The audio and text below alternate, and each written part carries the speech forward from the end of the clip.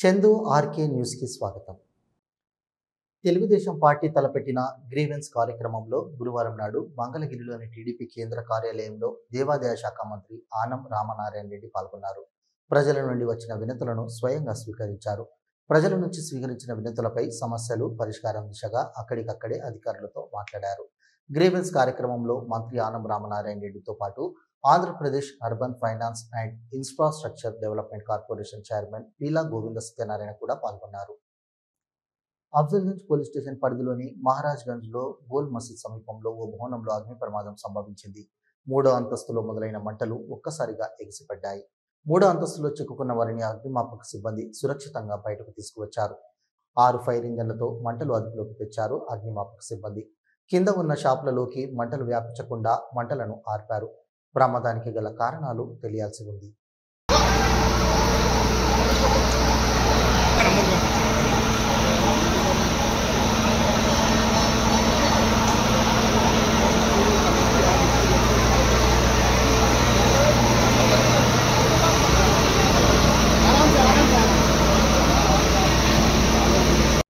TDP కేంద్ర కార్యాలయంలో మహానాడు నిర్వహణ బాధ్యులతో ముఖ్యమంత్రి చంద్రబాబు నాయుడు సమావేశమయ్యారు.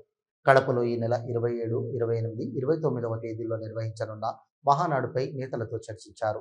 సభ ఏర్పాట్లపై నేతలతో మాట్లాడారు. బాచుపల్లి పోలీస్ స్టేషన్ పరిధిలో భారీ మోసం వెలుగులోకి వచ్చింది.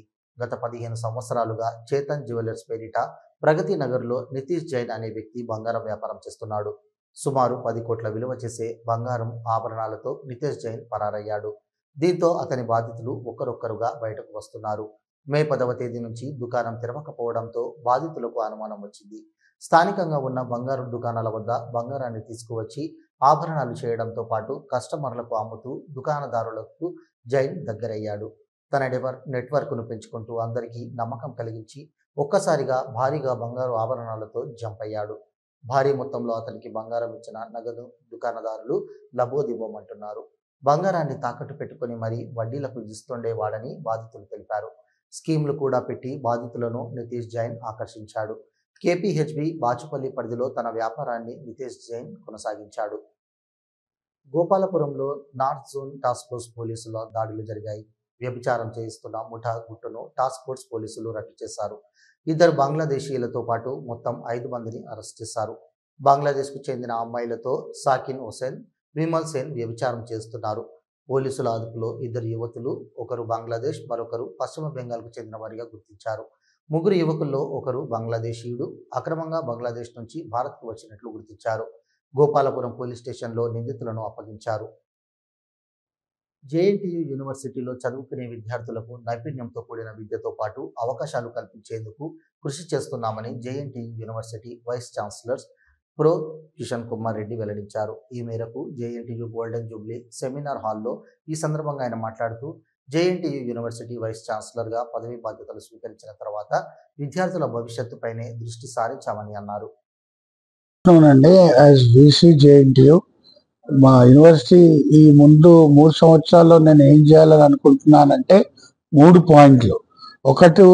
ఒకటి demand side research, supply side research బదులుగా డిమాండ్ సైడ్ రీసెర్చ్. దానికి టైఫాక్ డాక్యుమెంట్ అనేది ఉంది. టైఫాక్ అంటే గవర్నమెంట్ ఆఫ్ ఇండియా పరంగా technology information forecasting and assessment council వాళ్ళు ఏమి చేస్తే బాగుంటుంది దేశం రీసెర్చ్ అని ఆ డాక్యుమెంట్ ఆధారపడి 2035 విజన్ డాక్యుమెంట్ ఉంది. దాంట్లో ఏం చేస్తే బాగుంటుంది దాన్ని బట్టి చేయదలుచుకున్నాం. ధర్మారం మండలం ఎర్రగుట్టపల్లి వద్ద లారీలో అక్రమంగా తరలిస్తున్న 211 క్వింటాల రేషన్ సన్న బియ్యాన్ని సివిల్ సప్లై టాస్క్ ఫోర్స్ అధికారులు పట్టుకున్నారు. మంచిర్యాల జిల్లా లక్షెట్టిపేట నుంచి హుజూరాబాద్కు తరలిస్తుండగా పట్టుకున్నారు. లక్షెట్టిపేటకు చెందిన సంపత్, ఉమామహేశ్వర్లపై కేసు నమోదు చేశారు. లారీతో పాటు రేషన్ బియ్యాన్ని సీజ్ చేసి డ్రైవర్ను అదుపులోకి తీసుకున్నారు. ప్రకాశం జిల్లా అమ్మనబ్రూల్లో ఇటీవల హత్యకు గురైన వీరయ్య చౌదరి కుటుంబ సభ్యులను విద్యా, ఐటీ శాఖల మంత్రి నారా లోకేష్ పరామర్శించారు. ఈ సందర్భంగా పార్టీ నేతలు, కార్యకర్తలు భారీ సంఖ్యలో వచ్చారు. మంత్రి లోకేష్తో కరచాలనం కోసం కార్యకర్తలు ఎగబడ్డారు. అందరినీ మంత్రి లోకేష్ ఆప్యాయంగా పలకరించారు.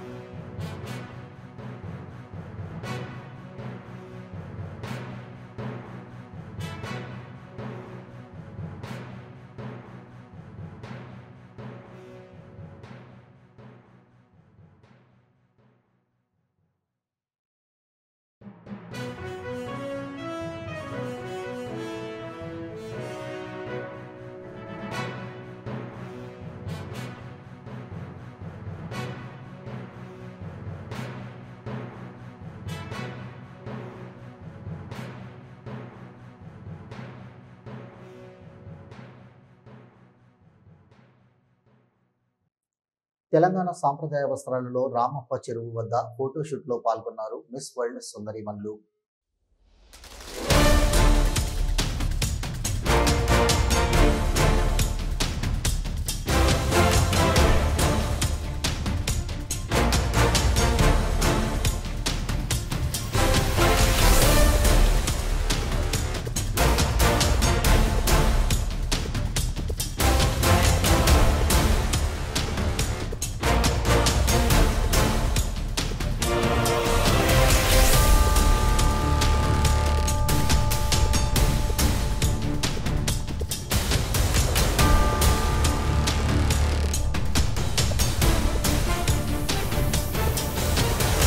అగ్ని ప్రమాదం జరిగిన స్థలాన్ని గోషామహల్ ఎమ్మెల్యే రాజాసింగ్ సందర్శించారు. ప్రమాదానికి గల కారణాలను అడిగి తెలుసుకున్నారు. అఫ్జల్గంజ్ పిఎస్ పరిధిలో ఓ భవనంలో అగ్ని ప్రమాదం జరిగిన విషయం తెలిసిందే. గోల్ మసీద్ సమీపంలో ఓ భవనంలో 3వ అంతస్తులో అగ్ని ప్రమాదం జరిగింది. మంటల్లో చిక్కుకున్న ఒక చిన్నారిని మరికొంతమందిని అగ్నిమాపక సిబ్బంది రక్షించారు.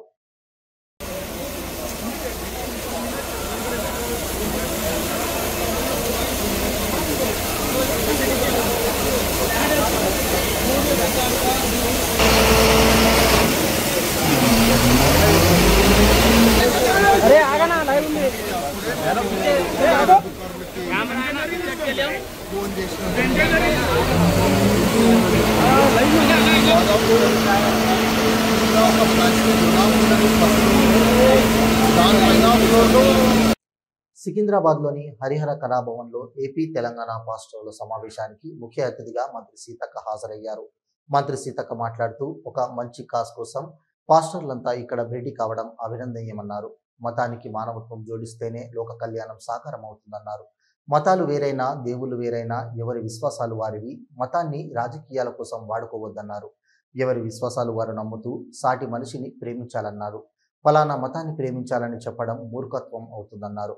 మన దేశాన్ని లౌకిక రాజ్యంగా మన పూర్వీకులు నిర్మించారు.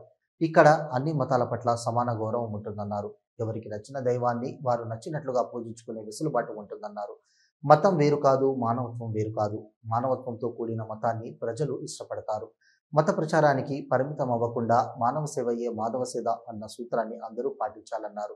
ప్రజల సౌఖ్యం కోసం, ఆరోగ్యం కోసం మతాలు పాటుపడాలన్నారు.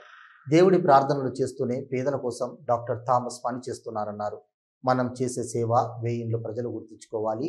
మహాత్మా గాంధీ, అంబేద్కర్ని మనం ప్రత్యక్షం కలవకపోయినా వారి బోధనలు, సేవలు చిరస్మరణీయంగా నిలిచాయన్నారు. పౌర సేవలో ప్రతి ఒక్కరూ పాల్గొనాలన్నారు. సమాజం కోసం మన ప్రాణాలు ఇవ్వలేకపోయినా తోటి ప్రజల కోసం సేవ చేయాలని అన్నారు. ఒకే మతం కాదు, ఒకే కులం కాదు, ఒకే ప్రాంతం కాదు. డిఫరెంట్ టైప్స్ ఆఫ్ స్టేట్స్ ఉన్నాయి, డిఫరెంట్ టైప్స్ ఆఫ్ పార్ట్స్ ఉన్నాయి, క్యాస్ట్స్ ఉన్నాయి, రిలీజియస్ ఉన్నది. But we are all Indians. అది మన కమిట్మెంట్. మనం ఎట్లా ఉన్నా మనం ఇండియాలో ఉన్నాం. మన ఇండియా యొక్క ఆత్మ గౌరవాన్ని కొనసాగించడం కోసం అందరం కట్టుబడి అంకిత భావంతో పనిచేస్తాం. నేను నా ఊర్లో సమ్మక్క సారలమ్మని ఎక్కువ ప్రార్థిస్తాను. ఇంకొక ఊర్లో ఇంకొకరు బాలాజీ తిరుపతి దేవుని ప్రార్థిస్తారు. ఇంకొక కాడ ఏసయ్యని ప్రార్థిస్తారు. ఇంకొక కాడ శ్రీరాముని ప్రార్థిస్తారు. బట్ వీరందరూ కూడా మన రాష్ట్రంలో ఉన్నారు, మన దేశంలో ఉన్నారు. అది ప్రార్థనలు, నమ్మకము, విశ్వాసం అనేది అది వ్యక్తిగతం. దాన్ని రాజకీయ వేదికగా వాడుకోవద్దు అని నా భావన. ఇదే మన అందరి భావన. అలా ఉన్నప్పుడు అందరం మత సామరస్యంతో ఒక కుటుంబంలా జీవించగలుగుతాం. అట్లా కాకుండా ఒకే మతాన్ని ఫాలో కావాలి, ఒకే పార్టీ ఉండాలి, ఒకే దేవుణ్ణి ప్రార్థించాలి, ఒకటే ఉండాలి అంటే అది ఈ దేశానికి సూట్ అయ్యేది కాదు, ఈ ప్రాంతానికి సూట్ అయ్యే సిద్ధాంతం కాదు. మన తెలంగాణ ప్రభుత్వం కూడా పక్కాగా డాక్టర్ బిఆర్ అంబేద్కర్ గారు ఇచ్చినటువంటి రాజ్యాంగానికి లోబడి లౌకిక స్ఫూర్తితోటి ఈ రాష్ట్రాన్ని పరిపాలిస్తున్నది. ఈ దేశం కూడా లౌకిక రాజ్యంగా డాక్టర్ బిఆర్ అంబేద్కర్ గారు రాజ్యాంగంలో మనకు అవకాశాలు, హక్కులు కల్పించడం జరిగింది. సో చాలా చోట్ల ఒక కష్టజీవిని గురించి మీరు దుఃఖంతో ప్రార్థిస్తారు, ఈ బిడ్డకి ఇట్లా కష్టం ఉంది, ఆ బిడ్డను ఆ కష్టం నుంచి బయటికి చేసేయాలి. సో అది కన్నీళ్లతో వస్తుంటే అది నిజంగా మీలో ఉన్నటువంటి మానవత్వం ఆ రూపంలో వ్యక్తం అవుతాము. సో అది చాలా గొప్పగా ప్రార్థన. కాబట్టి తప్పకుండా మన విశ్వాసాలు, మన నమ్మకాలు ఎవరి వాళ్ళకు ఉంటాయి, వాటిని ప్రతి ఒక్కరు కూడా రెస్పెక్ట్ చేయాలి, ప్రొటెక్ట్ చేయాలి అండ్ ముందుకు తీసుకెళ్ళాలి. అప్పుడే సమాజంలో లోక కళ్యాణం అనేది ఉంటుంది. రాష్ట్రంలో ఎన్డీఏ కూటమి ప్రభుత్వం ఏర్పాటై విజయవంతంగా ఏడాది పూర్తి చేసుకుంటున్న సందర్భంగా ఆరోగ్య శాఖ ఉన్నతాధికారులు, సిబ్బందితో వైద్య ఆరోగ్య శాఖ మంత్రి సత్యకుమార్ యాదవ్ గురువారం సమీక్షా సమావేశం నిర్వహించారు. రాష్ట్రంలో ఆరోగ్య సంక్షేమ పథకాల పురోగతి, ప్రజల కోసం చేపట్టిన కార్యక్రమాలపై చర్చించారు. పనితీరును సమీక్షించుకొని లోపాలను సరిచేసుకోవాలన్నారు. స్పష్టమైన లక్ష్యాలను నిర్దేశించుకోవాలన్నారు. జవాబుదారీతనాన్ని పెంచాలని అధికారులకు సూచించారు. సాంకేతికత వినియోగాన్ని పెంచాలన్నారు. కొత్త ఆలోచనలకు, పద్ధతులకు ప్రాధాన్యత ఇవ్వాలని అన్నారు. ఘనంగా కాళేశ్వరంలో సరస్వతి పుష్కరాలను అధికారికంగా ప్రారంభించారు ఐటీ పరిశ్రమల మంత్రి గుద్దిల్ల శ్రీధరబాబు.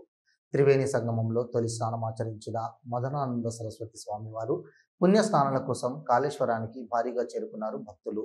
15న ప్రారంభమై 12 రోజుల పాటు కొనసాగనున్న సరస్వతి పుష్కరాలు ప్రారంభించిన ఐటీ పరిశ్రమల శాఖ మంత్రి గుద్దిల్ల శ్రీధరబాబు త్రివేణి సంగమంలో తొలి స్నానం ఆచరించిన మదనానంద సరస్వతి స్వామివారు పుణ్యస్నానాల కోసం కాళేశ్వరానికి భారీగా చేరుకున్నారు భక్తులు. 15న ప్రారంభమై 12 రోజుల పాటు కొనసాగనున్న సరస్వతి పుష్కరాలు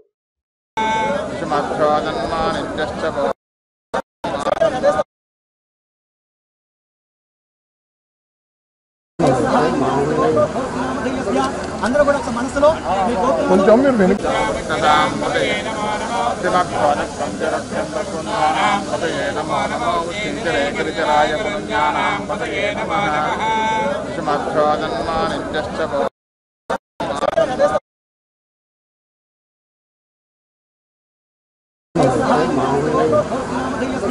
అందరూ కూడా మనసులో కొంచెం మీరు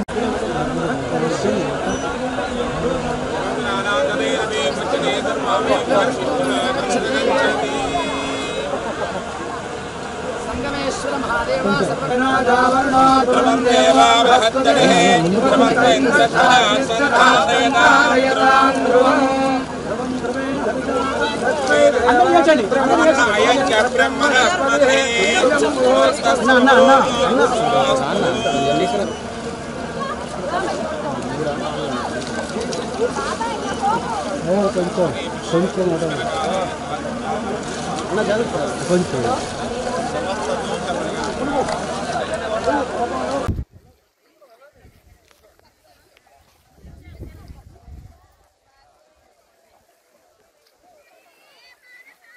యాదాద్రి జిల్లా బీబీనగర్ వద్ద రైలులో మంటలు చెలరేగాయి. మిర్యాలగూడ నుంచి కాచిగూడ వెళుతున్న రైలు భువనగిరి మండలం నాగిరెడ్డిపల్లి దాటుతుండగా పొగలు అలుముకున్నాయి. గమనించిన ప్రయాణికులు అధికారుల దృష్టికి తీసుకువెళ్లారు. బీబీనగర్ రైల్వే స్టేషన్లో రైలును ఆపిన సిబ్బంది ఫైర్ ఇంజన్ సహాయంతో మంటలను పూర్తిగా అదుపులోకి తీసుకొచ్చారు. ప్రమాదంలో ఎవరికీ ఎలాంటి అపాయం జరగలేదన్నారు.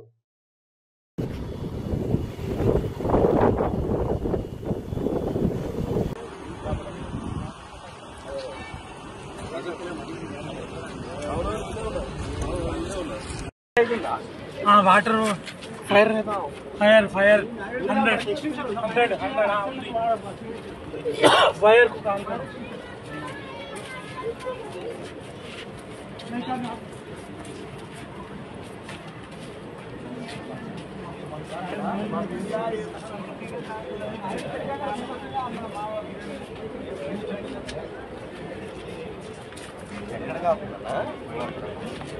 అంత క్లియర్ అనిపిస్తుంది.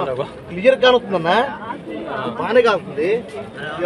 ఫైర్ లేదేమో వీళ్ళ దగ్గర, అది ఉచిగా ఇట్నుంచి యూజ్ చేయొచ్చు, ఇట్నుంచి పెట్టవచ్చు.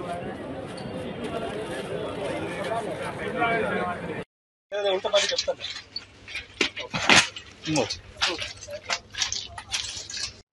వరంగల్ జిల్లా జెడ్పీ మాజీ చైర్పర్సన్, భూపాలపల్లి జిల్లా బీఆర్ఎస్ పార్టీ అధ్యక్షురాలు గండ్రజ్యోతి సరస్వతి నది పుష్కర స్నానం ఆచరించారు. 12 ఏళ్లకు ఒకసారి వచ్చే సరస్వతి పుష్కరాల సందర్భంగా జయశంకర్ భూపాలపల్లి జిల్లా కాళేశ్వర క్షేత్రంలోని త్రివేణి సంగమంలో నేటి నుండి ప్రారంభమైన నేపథ్యంలో సరస్వతి ఘాట్ వద్ద బంధుమిత్రులతో కలిసి త్రివేణి సంగమంలో పూజా కార్యక్రమం నిర్వహించి పుష్కర స్నానాలు చేసి శ్రీ కాళేశ్వర ముక్తీశ్వర స్వామివారి దర్శనం చేసుకున్నారు.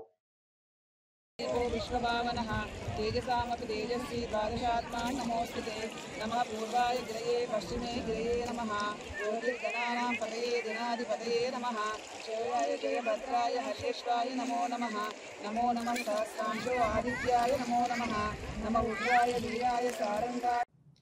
ఇవి ఇప్పటివరకు ఉన్న న్యూస్.